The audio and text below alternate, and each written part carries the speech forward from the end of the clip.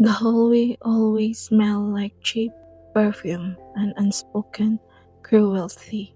I leaned against the lockers, scrolling through my phone, pretending to be engrossed in something vital. It was easier than engaging, easier than caring, easier than not caring, which felt like an effort in itself. Today, the show was staring Sarah again. Chloe with her perfectly straightened hair and even more perfectly sharpened tongue was the ringleader. Liam and Jana were her backup dancers. Sarah was, as usual, the crumpled tissue paper they were dissecting. I remember Sarah from elementary school. She was all bright pink sneakers and giggles that sounded like wind chimes. She chased butterflies, got dirt smudges on her nose. She drew elaborate chalk murals on playground and invited everyone to play. I watched her from a distance, a small, vibrant teen, buzzing with an energy I did not understand. Over the past year, that brightness had slowly, steadily seeped out of her. It started subtle. Her laughter faded first, replaced by quiet agreement with whatever she was told. Then her eyes, the one that used to sparkle with inner light, became dull, like someone had dimmed the lights or cut the power. Now, her shoulders were permanently hunched, her gaze fixed on the floor.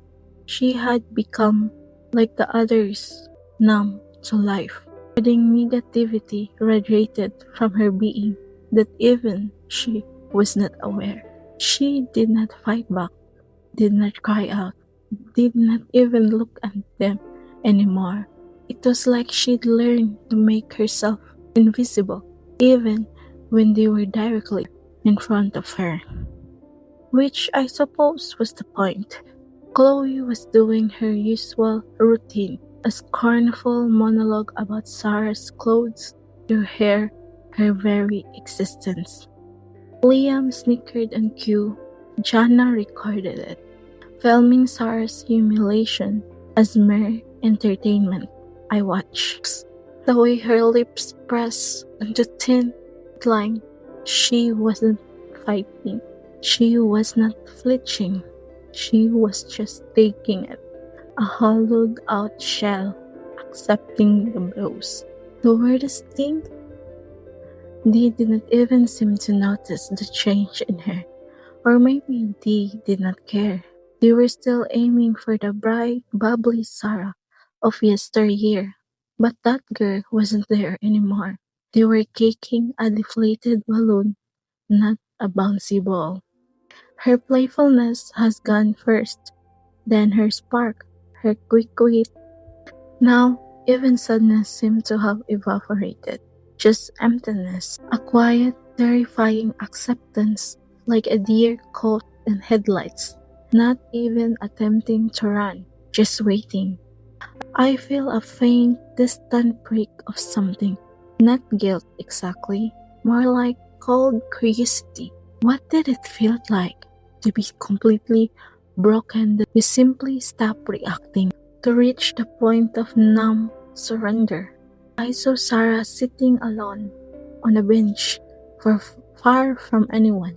She wasn't trading, she was not on her phone, she was just sitting, eyes closed. I wonder if I was someone terrible in a past life, or if the universe simply ran out of kindness when it got to me.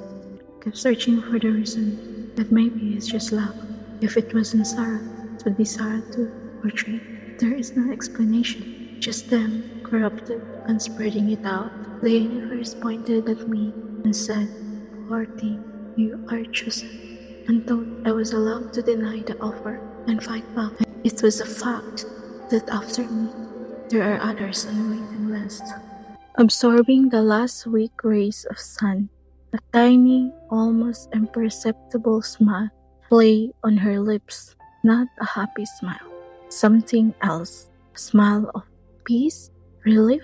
It chilled me, a sign of harbinger disaster.